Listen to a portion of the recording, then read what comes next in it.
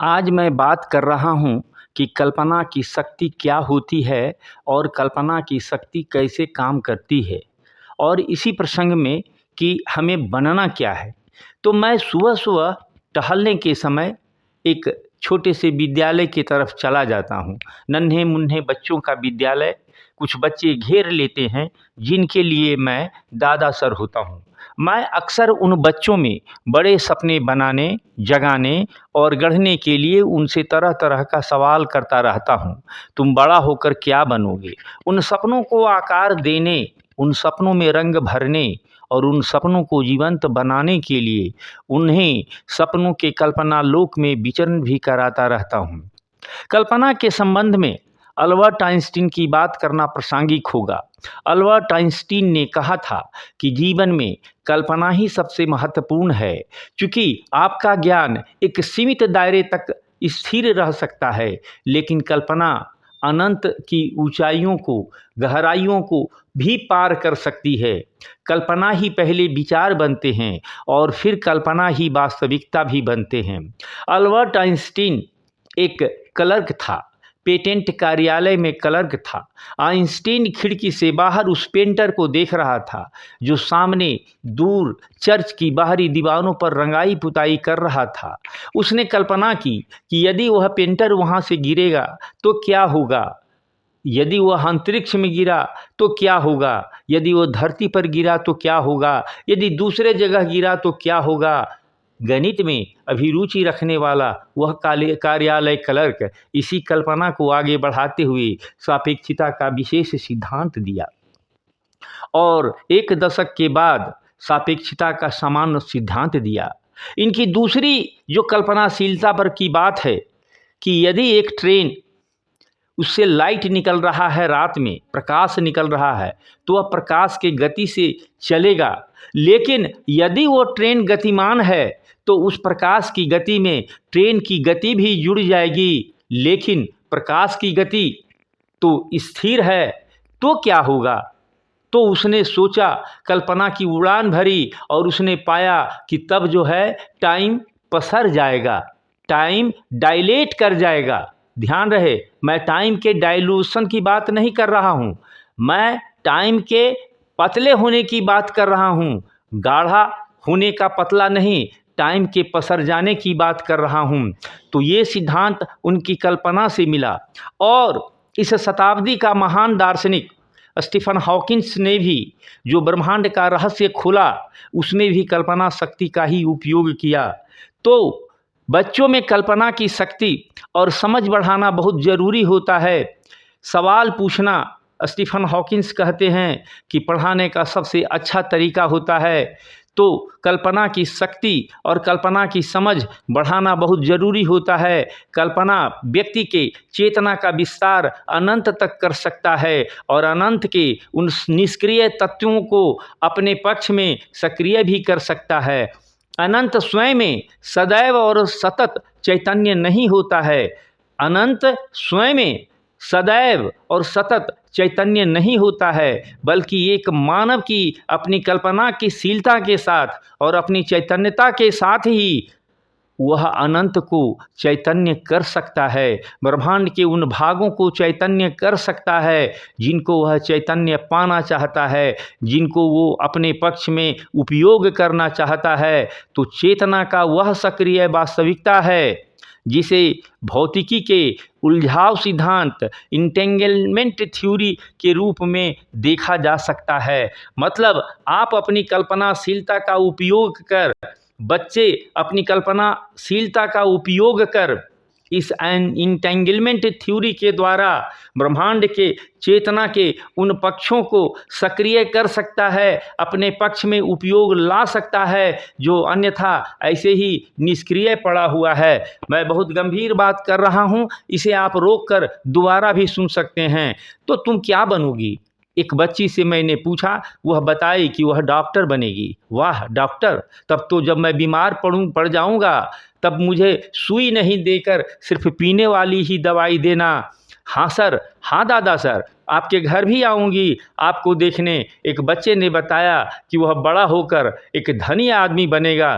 तो मैंने उससे पूछा कि भाई ये बड़ा आदमी क्या होता है? दादा सर, बड़ा आदमी के पास बड़ा घर होता है, बड़ी गाड़ी होता है, बहुत पैसा होता है। मैंने कहा बहुत बढ़िया, तो मैं भी तुम्हारी गाड़ी में घूमूंगा। हाँ दादा सर, एक सीट आपके लिए रहेगा। उसकी दीदी बोली कि मेरे बड़े घर में मेरे लिए भी एक कमरा रहेगा।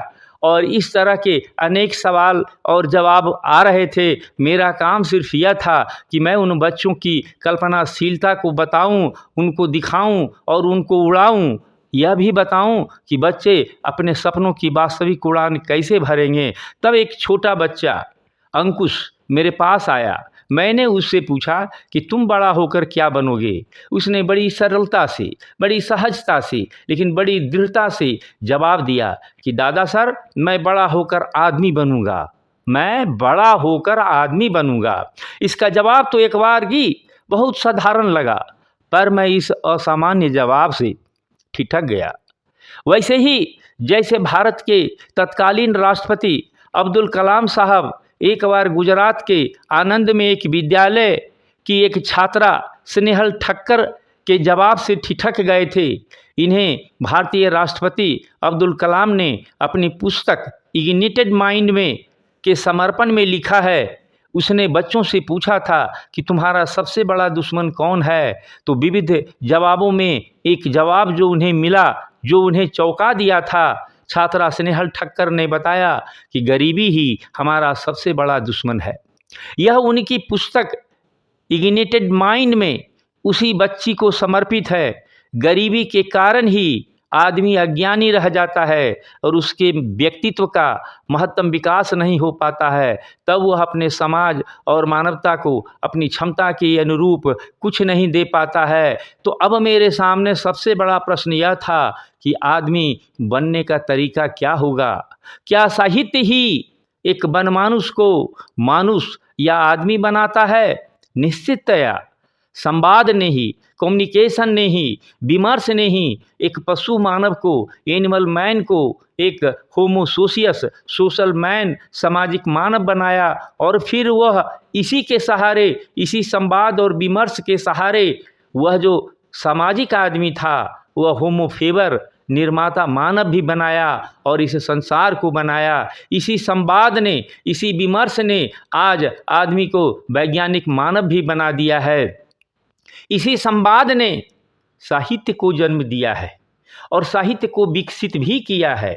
मतलब आदमी बनने के लिए, एक अच्छा आदमी बनने के लिए साहित्य की आवश्यकता होती है, जो संवाद और विमर्श का, चिंतन का एक लिखित सामग्री होता है, या आप कहें कि प्रचलित सामग्री होता है। सबका हित करना या समाज का हित करना, इसी सामग्री को साहित्य कहते हैं। लेकिन आज साहित्य में भी विवेकशीलता और सत्यता का दर्शन नहीं होता है, या बड़ी मुश्किल से दर्शन होता है।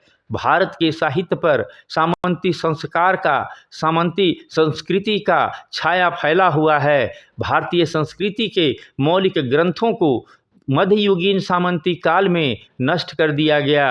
आज उपलब्ध वैज्ञानिक समाधान पा लेने, अनुकूल विज्ञान के कारण और विकास के समय काल के ईश्वर फिर से उन्हीं स्थानों में छुप जाता है। सापेक्षिक समय बनने के क्रम में, समकालिक बनने के क्रम में फिर से संपादित किया गया, संशोधित किया गया और इसके शुद्ध स्वरूप को आधुनिक दर्शन, मॉडर्न फिलॉसफी के सहयोग से ही जाना जा सकता है। मतलब साहित्य के लिए आधुनिक दर्शन का अध्ययन आवश्यक है। लेकिन एक पशु को मानव होना ही पर्याप्त नहीं है, उसे आदमी बनना है।